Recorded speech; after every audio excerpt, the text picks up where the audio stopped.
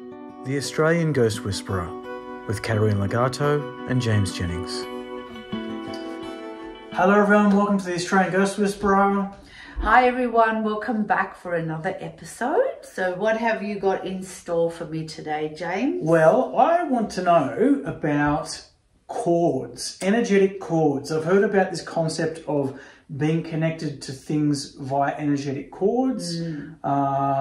And I know that you're the expert on this topic, so can we sort of get into this and you can explain what a cord is, how it's connected, can it be a negative thing, can we break them?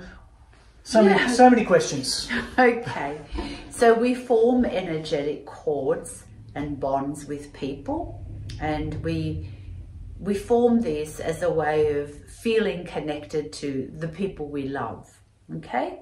So a lot of cords are from our heart, our solar plexus.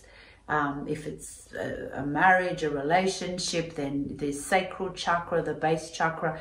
And we form these bonds and cords with our partners, children, even with friends, loved ones, family members.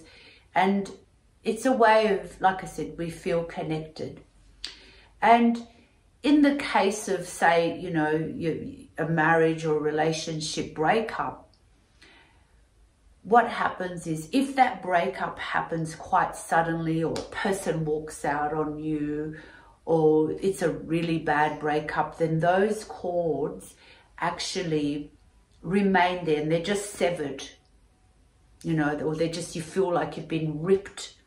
And so what happens, the root of those cords are still inside of the chakras where those connections were made. So even though, you know, I've had, again, a lot of people come and see me, you know, I've been out of this relationship or this marriage for 2 years, but I can't let go.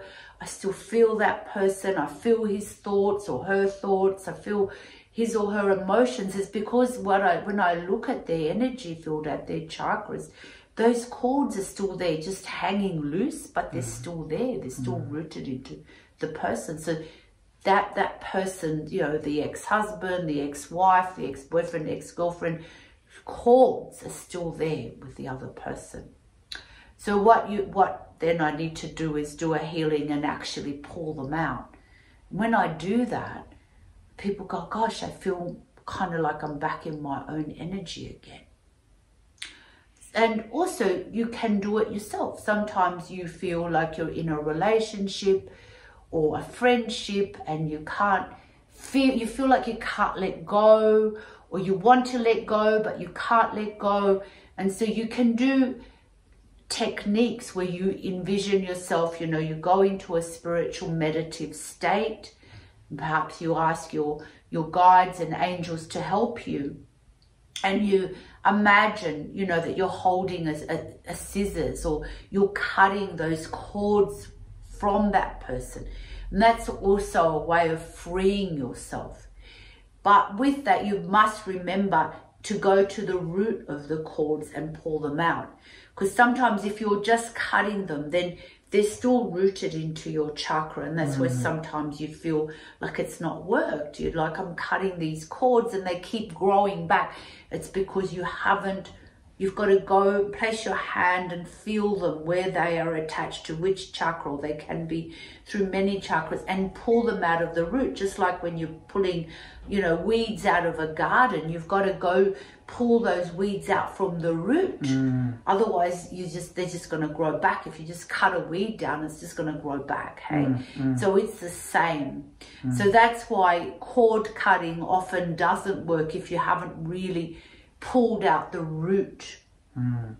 Now, cords can be also negative. If you've had a real love-hate relationship with somebody, and that person perhaps is somebody that's quite bad and doing a lot of drugs or drinking, then you tend to form, you know, when they connect with you, their cords will be a lot darker and denser than perhaps your cords. So you're kind of plugged into that person, and they're drawing out all your beautiful light if you're a light being, and you're absorbing all their dark, because their cords are quite dark and you're absorbing a lot of their stuff. And that's why sometimes people can become really drained and lifeless in a relationship. And it's like, I don't know why. It's because that person is of a different vibrational frequency to you. And which means that they are much darker and heavier, and you know, they've got carrying a lot of stuff. They could be even carrying entities. And so after a while, they're absorbing all your goodness. They're vampirizing your beautiful energy if you're a light being, and you're absorbing their darkness. And often these dark people that are, you know, carrying all this festering energy will look for a relationship with somebody who's very light and, you know, who's carrying a lot of light, because they can take from them what they feel they don't have, because they don't want to do the work on themselves. So therefore they're thinking, you know, unconsciously they're going to be drawn to somebody who's carrying that light, that they can go and vampirize their energy through the cords, the connections that happen between people automatically. Like, you just can't avoid it. You know, any long-term or even a short-term relationship, there's always, you know, these links and cords that are just made of energy that will connect you up to each other. So are people kind of, I guess, subconsciously making cords with people all the time without realizing? It's like, you know, I'm just trying to think, like, in what situations. It's like, if you meet someone and you become friends, you start hanging out, does that automatically mean a cord develops between you two? Yeah, it's an energetic link, you know. Okay. It's an energetic link, which is why sometimes your friend might call you and go, oh, you know, I was just thinking of you, are you okay? It's because you've got that connection to them. Right. And, you know, you might feel like, oh, I've got to call my friend, or I need to call my mum, or I need to call my sister. I'm just feeling like it's because we do form these links and cords with people, because as human beings, we like to feel connected to others. We don't do well. We don't thrive if we were completely on our own with no one, no connection, nobody to talk to. We would be very miserable people. So there is an innate need within us to form bonds with others. So I guess the important, I mean, obviously forming bonds with others that are healthy and positive is fantastic and is, you know, mutually beneficial for all parties. But when you have formed unhealthy bonds and you have those, you've manifested or created those darker cords, is it easy to disconnect them? Like, how do you know when to disconnect them? Like, I'm just wondering, you know, because it sounds to me like this is a very subconscious thing. People do it without realizing. Yeah, of course. So what happens when you've got these unhealthy cords connecting you? Like, what are the signs to look for? Yeah, well, the signs are like you might be having like feeling out of sorts or not feeling yourself. You might be feeling very drained and tired, confusion in your mind. Maybe you're still giving your power over to that person. It's like I've heard clients say to me, I don't know why, I don't want to be with him anymore, but when I see him, when he calls me, I just feel this pull towards him, and vice versa if it's a woman. They're all signs that you are still connected to this person. And it's not such a positive connection. It's a very negative connection. And often, even after a breakup, the person with the darker cords, it's in their interest to still keep that connection with you, because even if he or she is not with you any longer, they can still vampirize your energy via those cords, you see. So it's really important to remove them through the root, from the root. So I say, you know, a nice easy way is, you know, under the shower and you feel the water coming down, and you just, you know, place your hand where you feel the cords are, and you feel yourself pulling them out until you feel the shift. You feel cleaner and, like, you know, you feel more like you're back to yourself again. And if not, then you need to see somebody to help you to shift that energy. Otherwise, you know, that person still has access to you. It's a little bit like the way occultists work when they want to, you know, have dominion over a person. They will form energetic dark cords and start to drain them of their energy. And that's how they begin to kind of have control over them.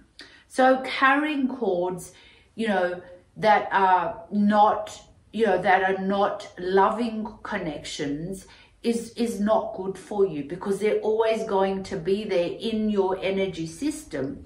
And often it can stop you from really finding, if you've had a bad relationship, you're moving on to find the right person or to be with the right person, because energetically you've got all those lingering old cords from some old dark relationship that you've had, and you just always feel like you can't quite attract a loving person into your life.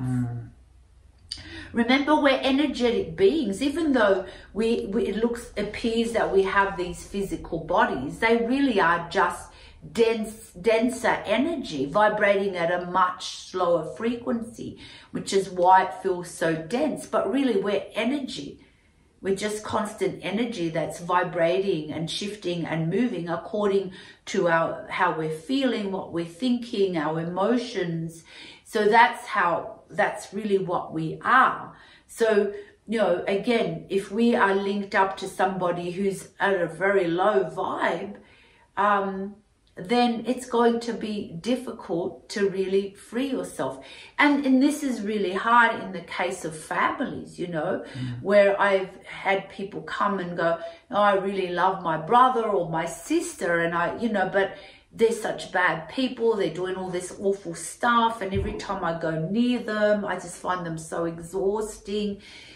And that's because you are linked up as family, you're linked up energetically. That's even more difficult connection. So you've got to work harder when you come home, is pull out those cords, because you're not disconnecting from your family member, but you're not accepting the part of them that isn't loving, that isn't so nice.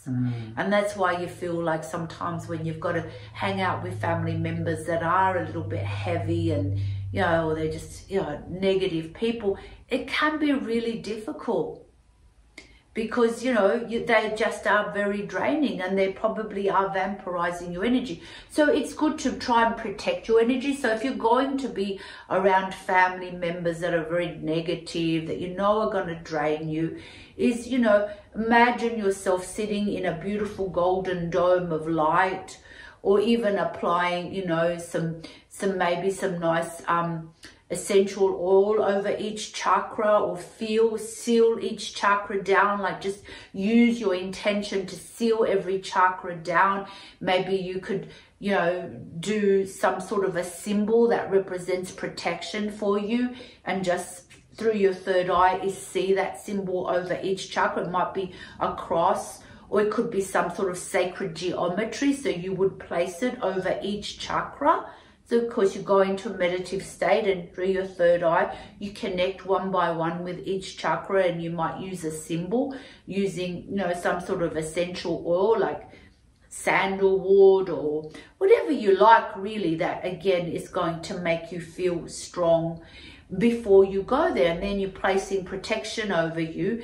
It's going to be much harder for them to vampirize you, because you've already set that intention. You're not giving permission or consent to that person to absorb or vampirize your energy via the links and cords. Okay. Another type of cord that I've heard about, which you can maybe tell me if it's a thing or not, is that the human soul is connected to our body with a silver cord. Have you heard this before, that there's a silver cord connecting the soul and the body? Yeah, we are connected to, yes. And that cord breaks when we, you know, obviously shed our bodies. Then those cords, we've got, it's not just a cord, we've got many energetic links through our chakras, are like portals that are connected to our body. So when we die, you know, the body is dead, so the spirit sort of starts to sort of do this. in this circular movement, and it's like it's disconnecting from each of the chakra systems and the energy so that it can move upwards and outwards. Oh wow! So it's kind of like it's a circular motion, right? But I've seen spirits leave the body. Really? So are they? Is it like their energy and they're kind of like? It's circular. Okay. It's like the sacred geometry. You know, everything starts with a circle. Right. Right. So I guess the tunnel of light that comes to collect people is like a circular portal type thing as well? There's a tunnel of light, or there's the beautiful portal, or just following your heart and setting that intention to return to God. Okay. Directly. Right. You don't need to go through the tunnel of light if you choose not to. You can just set that intention that at the time of your death you're going to just follow your heart, that's going to guide you back to the higher dimensions, or to create a God. Right. I'm wondering that, like, when we're in spirit and we're in the heavenly realms, in spirit realms, we're probably much more aware that we're all connected and we're living, we're existing in a state of peace and harmony. Yeah. So we're out of duality. Can we see our connection to others via cords when we're in that spirit state? No, we're connected. So if we're in the higher realms, then we are connected by love. Okay. There aren't cords and connections, because when you're in the higher dimensions of spirit, you're outside of duality. Duality is just here on earth, outside of earth. In the higher realms, duality doesn't exist. So we're connected via the love, the frequency of love to each other, but still kind of remaining, I guess, within our own reality. Okay. What about, I'm thinking of a situation where, like, let's say there's an energetic cord connecting two people and one of them dies. Is it kind of like a balloon and the spirit goes up to heaven, but the cord is still connected back down to the person on earth? Is that? No, those cords when the person dies are still broken, because they've broken away. The body can no longer, the energy and the spirit have gone. But the cords are just broken. You can still pull them out, and you're still connected to your loved one on the other side. But you don't need to have those old cords. It's like when a baby's born, they cut the umbilical cord, and so eventually the last of that umbilical cord on the baby just dries up and drops off. So it's the same kind of thing. If you lose a loved one, then those cords just die off and break off naturally. Or you might just decide that you're going to pull them out, and you're still very much connected to that person via love. Love is the real connection we have with people. It's just here in duality that we've created all these cords and links and so on. But when we are, in a higher frequency, we connect with people via our hearts, the love frequency, because our heart chakra is a very powerful chakra, and the energy of the heart is very powerful, electrical. And so when we form loving connections with other people we love, we don't really need those cords and connections any longer. Absolutely. To feel connected to someone. It's just that we haven't learned to connect through our hearts, through unconditional love, that as a human species we've instead needed to feel the connection with people via these cords, and then that can get quite complicated when things go sour or pear-shaped with that person, and we're like, how do I cut them? Or I keep cutting them but they keep growing back, and that's because you haven't removed them from the root. But when you become a highly evolved being, you're going to find yourself really just connecting with people via more of your heart, your loving, to their hearts. And that's really how we need to, move forward and learn to be able to do this for the evolution of humanity. Can people form cords with other people just through thought alone? So, like, if someone, like, on the other side of the planet and but you're thinking of them a lot, can you sort of create an energetic cord with someone over like long distances or even short distances just through pure thought alone? Yeah, you can. So if you become really obsessed with somebody and you keep thinking about them, then you start forming connections to that person. Right. But if you are just thinking of somebody on the other side of the world and you're just sending them unconditional love, then you're not going to create cords. You're just feeling, you know, you're sending your love energy, you're connecting with them from a loving space versus connecting with them via cords. You know, sometimes people try to force somebody's love. You know, they want to have that person so much that they start, you know, creating these links to that person by force, and then it's never really going to feel like a comfortable relationship, because it's always going to feel like this is something that's been forced, that was maybe not meant for me, but I wanted to be with this person so much.